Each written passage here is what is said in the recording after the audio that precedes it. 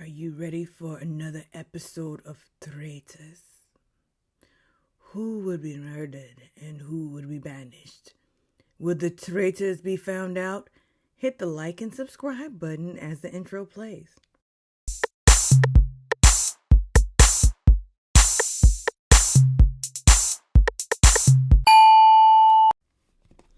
All right off the bat, I'm trying to take notes here on what I need to say to you guys, and my microphone is showing, but who cares? I'm a fiend of the microphone. I'm a microphone fiend. All right, so right off the bat, Deontay left and they didn't say a thing. They didn't say a damn thing. Like they just said Deontay is no longer here. Why did he leave? But if you saw episode 3, you kind of know why. But is Deontay missed? And to this day. Okay, so I did Google why he left, and basically Deontay was quoted before the episode aired in an interview saying that he didn't want to inflict pain on anybody else. But you're a boxer, and he understood that that's his, his life, but he didn't want to deceive other people like he did on the show. What I really think it was is Deontay felt like he was made a fool out. They made a fool out of him because he guessed wrong, and he was embarrassed that he made a fool out of himself. That's what I really think.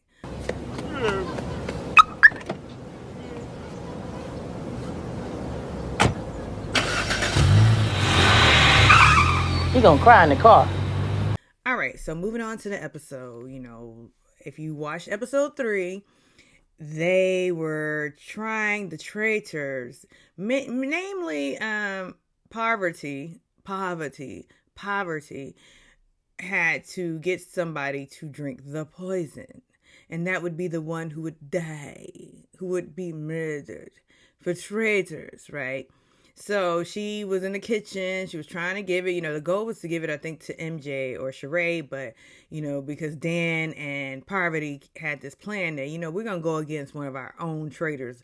That being Phoney Phaedra Creonta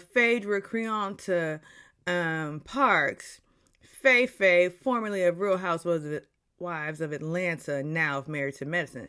They decided they were going to go against Phaedra, their own. They thought it was the best strategy for them to not be found out. Okay, stay tuned. But wait, there's more. So they were going to try to go get Sheree, but Parvati, she's punk puss, everybody. Let's be clear on that. Parvati's trying to act like she's a tough girl, but all you gotta do is stick a pin in her and she'll scream. She'll go home crying. So she couldn't get any, and then the second in command, she said she could not go against Phaedra's team, her alliance, Sheree. And so her next person she thought she would go try to get was MJ. MJ is a drinker. She ain't gonna drink. She knows she's selective about drinking. If you watch Shahs of Sunset, MJ's a drinker. She ain't gonna take anything from anybody. If somebody were to just drain the alcohol out of MJ, what you would hear would be, everybody should just get along. MJ didn't take the drink. And she was looking around the room. Who could I give it to? Bingo! Akinsu, who's on nobody's radar. But that was the only person that she could get to drink out of the chalice with poison. Sir? Drink it. And the amount of time that she had. So, Akin drank. And I was like, is she really going to die? Because Akin started choking. She just started choking when she started drinking. And Akin was all loud, like, oh my God. Something just fell. Okay. Oh my God, if you're going to choose me. Like, oh, I'm the traitor. You better not choose me. I'm going to call out the traitor. Well, little did she know, she drank the poison. Akinsu drank the poison. So, moving right along, we're not going to go through the whole episode because that would take us all day. And I have a yoga class I got to get to. I got to edit and get to yoga. That is why I didn't do anything with my hair, because I'm going to sweat it out. And my ear feels clogged up all of a sudden. Okay, we're back. Wait, nope. Why is my ear clogged up? Anyhow, so Akin drank, and they all the next morning thought that they would get to the dining hall for breakfast and realize that the person who was netted would not be there. So the funny thing for me is, as a viewer, the first three to arrive were the Traitors. Dan and Phaedra were already sitting there. Oh, child, who you think it was? Who you think that Poverty gave the chalice to, child? And Poverty came in and said, I gave it to Akin. Akin? Child, that's going to put a target on my back, Phaedra says. Something in the buttermilk ain't clean. Oh, shit, why'd she give it to Akin? Not to Akin, child. Oh, that's a target on my back because I voted against Akin, Sue, in the last one. So everybody proceeds to come wondering, oh my God, who's left? Who's left? Who's left? And who was left? There was MJ. The final two left was MJ and Akin Sue. In walks MJ, and in walks Akin Sue. And Phaedra is all like, okay, how about Phaedra has or does not have a poker face at all? She does not have a poker face. She just looks guilty. She just looks guilty, just me and Phaedra Parks alone. She's just over the top. And Dan's look of, like, but they were all in shock. Even Poverty was in shock. Like, how's she here? What happened? So then in walks Alan and says, the Traitors have given the poison to somebody, but they won't die yet. They will slowly die. He did say in episode 3 it would be a slow death. And it was a slow death. It's going to be some flower singing. No, some slow singing and flower bringing. If Akin's burglar alarm starts ringing. So they had this challenge. They had to all go to a funeral. And Phaedra's like, ooh, child, I loves a good funeral. I like everything spooky and strange and weird, so bring it on. And for those who don't know and who don't follow Real Housewives of Potomac, Phaedra Parks is an attorney by, trade and education, and she's practiced law, entertainment law. She was Bobby Brown and Whitney Houston's entertainment lawyer, and that's her claim to fame. But Phaedra also has a degree, a mortuary degree. So she also says she runs a funeral home with Willie Watkins of Atlanta. But, I don't know if that's true or not, but she definitely does like funerals because on Married to Medicine, she had a funeral with one of her cast members. Okay, so Phaedra was excited about the funeral. So they had to, answer these questions to guess. Whoever guessed it correctly or whoever was the answer had to get on the carriage to go to the funeral. So, like, the first question was, and MJ is like, this question is shady because my doctors don't know my age. Because the question was about age. Who out of the Traitors was born in the same year? And however many people were born in the same year would gather, right? So, who gathered was, they said 1974. So, Sandra's like, I was born in 1974. And Larsa was like, I was born in 1974. And Dan was born in 1974. Fun fact. I was born in 1974. And this is where it gets tricky. Because people don't like to tell their age. Especially women. We don't tell our age. We're like, I'm a woman of a certain age. But I was born in 1974. And I'll be turning that big age this year. That's hard to believe because I'm still like a goofy 12-year-old. But it likes to kick, stretch, and kick. I'm 50 years old. But, so Sandra had nerve, y'all. She shaded Larsa. She's like, Larsa was born in the same year as me, 1974? I just would have thought she was like 10 years older than me. I was like, ooh, the shade. And looking like that was shade. Looking like Rosie O'Donnell's little sister. The shade, Sandra. But she ain't lying. Larsa has done so much work to her face that she looks like an older woman, like a way older woman. And I know some people who are young, like, well, you are an older woman at 49. Oh my God, I can't believe I'm going to be 50 this year, everybody. Can you believe it? And oh, please do flatter me, okay? In the comments. You don't look a day over 70. But Larsa has so many fillers in her face and it's so lumpy, and she changed that nose and has those lip injections. What did you do to yourself, Larsa? But that's neither here nor there. So they guessed it right, Dan, Sandra, and Larsa. So they got to get back on the carriage. Then they moved right on to another one. So it kept dwindling down. The numbers kept dwindling down to who was left out of the three. And, Parvati and Phaedra, they were all nervous because it was like, okay, we will start to look suspicious. We don't want to look suspicious. We don't want to look like traitors. So, but it got down to the final three. Parvati, Akansu, and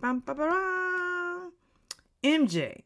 So everybody was like, MJ is the most vocal. We're going to give her our flowers. We think she is the one who was poisoned. So they put all, and Akansu was just freaking out the whole time. Oh my God, they're going to choose me. I know, I'm the one that was poisoned. I know. How would she poison me? I mean, because I'm charming and beautiful. Like, Akansu is delusional. Like, she's not an ugly woman, but she's not the most beautiful. She's just cute at best. She's just cute. And she really doesn't have much of a personality to me. Like, she's not like making jokes. And she's not witty like she thinks she is. And she actually gets on Janelle's nerves. So Janelle's like, oh my God. She gets on my nerves. Man, sit your ass down. So, all the roses were given to MJ. And Alan was like, you are wrong. It is not MJ. And I'm doing this accent that's not accurate to Alan, but it will be for today's purposes. It is not her. So you do not get $20,000. Oh, we lost $20,000. Oh boy. So it is Akansu. Then they closed the casket and put her in a hole. Let me just tell you this. I went to my first funeral at 5 years old. I think it was a wake actually for an uncle. And that freaked me out. So I could not have been in that casket with Akansu. Anyhow, Akansu was gone. Bye, Felicia. And everybody's like, why Akansu of all people to be chosen? She is no threat. Nobody thought she was a traitor. Why get rid of her? But hey, but the traitors maybe this is a good idea, because they're like, whoever is the traitor might be dumb. So it kind of takes the attention, but it kind of Phaedra thought it was going to put the attention on her because she was the one who voted for Akansu to go, but it didn't. That's the funny thing. I don't know what's going on in these people's minds, but it did not put the attention on them.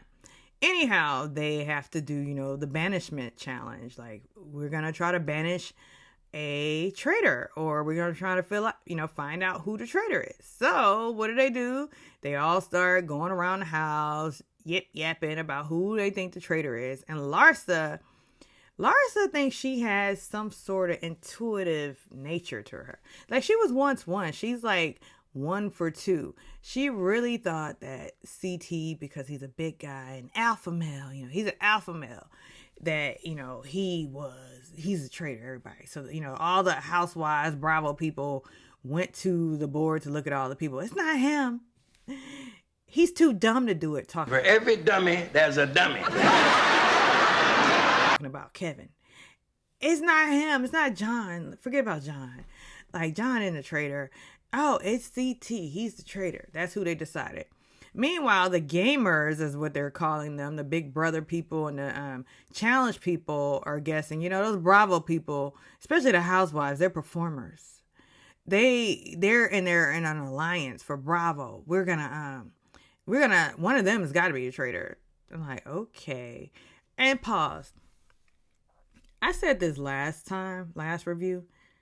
Sheree Whitfield should not even be here. We wouldn't know Sheree was there unless they do those confessionals. That's the only way we know that Sheree is even in the castle, because Sheree is a mute. Do you speak sign language? Can you read lip? Let me break it down. Now, mind you, I know she's famous for who gonna check you, who gonna check me, boo, and giving a little bit of light shade on Real Housewives of Atlanta. But I really feel like ultimately Sheree is kind of a quiet person. She's someone like a speak, like don't start none, don't be none type of person. But she doesn't have much to say most of the time. And so it tracks here on Traitors. But she's like really lost in the sauce for me. And then what she does later on is really like, what? Huh? You know, everybody says Sheree rode the short bus. Like, you know, they say she, you know, dropped out of middle school when she had a baby. So maybe that's why she made this decision that she's going to make in the banishment ceremony. But anyhow, like, so the housewives, well, at least Larsa determines that the traitor is CT. I know it sounds crazy. And the others, not the others from Lost, but the others being the gamers, determine that it's Larsa because she's so vocal and she's so over the top and she keeps talking. And the funny thing is, they seem to think that the person who's just being outlandish and over the top is the traitor versus the person who's not saying much, like Dan. Now, Larsa was quite intuitive last episode and thinking, Dan, you're the one. But this is funny how they think that this loud person is trying to, like, you know, deflect or distract you from thinking that they're a traitor by being loud. But it's really the quiet ones who you should watch. Like, if I was in the house just kind of blindly, I would instantly guess, like I said, guess that Dan was a traitor. Next in line, I would have guessed that Sandra was a traitor. Or even Janelle, although Janelle instantly saw that, you know, I have to save myself. I'm here to save myself over and over again. So Janelle's kind of out as a traitor. She seems like she's a faithful. But I would have guessed instantly, you know, upon walking into the house that Janelle, just knowing her history. I mean, if you watch the shows, that Janelle would have been a traitor. But Dan Giesling is an obvious traitor to me. And Phaedra is not so much an obvious traitor, but I thought she was going to be obvious. I knew she was going to be chosen to be a traitor. Now check that. Just because she's Phaedra Creonta Parks. And I seem to think that NBC Universal likes Phaedra because they keep bringing her back after the accusations she made on Real Housewives of Atlanta about Kandi Burruss. But they still bring her back for different shows. So they like Phaedra. They like the work that she does. And she's been now on how many shows? Real Housewives of Atlanta, Ultimate Girls Trip, Married to Medicine, and now Traitors. And let's not forget the original show, being Bobby Brown. Phaedra has now been on 5 different Bravo NBC Universal shows. So they like her. So that's why I think they just ultimately chose, let's make Phaedra, because she gives good TV. Although people don't think she's doing a good job on Married to Medicine. She gives good TV, everybody. Loser! Phaedra is good TV, in my opinion. And I've forgiven her, and I've always liked Phaedra. I thought she was always funny with her one-liners. Anyhow, I got caught up in the Phaedra sauce. Where were we? So, you know, here's the funny thing. So before they get to the round table, CT and Larsa were walking down the hallway, and Larsa taunted CT like it was like she was playing like an NBA player, like her ex-husband. Like, I'm gonna taunt you like they do on the court. I'm worried about you, CT. And then it just kept walking. I was like, ooh, look at her. She's ready. She's here for the smoke. So I get to the round table, and basically everybody is thinking, well, Larsa, you held up your cup, cheers to Marcus, which really didn't make sense to me because that was before the poison was given. Why would I put my own boyfriend up? That's stupid. It was stupid, Larsa, but somehow people bought that whole narrative and they kept going on you. Karma is a bitch, honey. Karen, So then she points the finger at CT. You're a big guy. You're an alpha male. It has to be you. And CT was like, why does it have to be me? Well, because I'm a big guy? Well, that makes me a traitor? And then somebody's like, it's Kevin. Kevin, you're not an alpha male. And he's like, what? You think I'm insecure from all these other men? That's ridiculous. Never knew that to be now true. why I just am I thought it in was it? funny. And you could have did it. See, the I same way. did because you never apologized. I apologize. Which it is ridiculous. Like, come on now. And then, oh, I forgot to mention, Kevin was being so gross, and they noted that, how he smacks. Like, I'm somebody, I can't stand to hear people smacking or swallowing. Well, anyhow, so Kevin was smacking, but Larsa's whole thing about Kevin being insecure was ridiculous. So anyhow, they do a vote, and basically the majority of people, it was like 5 Larsa, 4 for was it 4 for Kevin? It doesn't matter. Larsa was banished, and Larsa's like, I am a faithful. So, you know, Alan told the traitors that they would have to meet and reconvene and celebrate. I don't know if it was a celebration, everybody, because Phaedra read them to filth. Like, she was on to Poverty, throwing her under the bus because she wasn't pleased with it. And I forgot to mention that. Like, at the round table, she was like, you will not come for us housewives, Poverty. That is not cool. We are not performers. This is our real lives. Please go away from me with this. All right, that was a performance right there. But she is right. So when they get to the Traitors, when they reconvene as Traitors, she goes in like, look, that was not cool what you did, Poverty. No one likes you here, Poverty. And Dan, you will not do this to me. You will not do this to me. And she said, and you too, Dan. And they both look like shook. Cause you better be shook. Phaedra has been written about in Angela Stanton's book. You better watch out for Phaedra Parks. Grave you dig for me, you better dig a double one because you'll fall in it first. And that's how it ended, everybody. I am enjoying this season. It is hilarious to me. And I did not watch season 1, but I think I might go back and watch season 1. I don't know if it was as entertaining as this because they didn't have these outlandish celebrity personalities, because I know it was like split between civilians and reality stars, but this is quite entertaining. Everything about it, down to Alan Cummings, the cast of characters, the silly little competitions. I'm here for Traitors, everybody. So drop into the comments and tell me what you think about Traitors this season. Like and subscribe.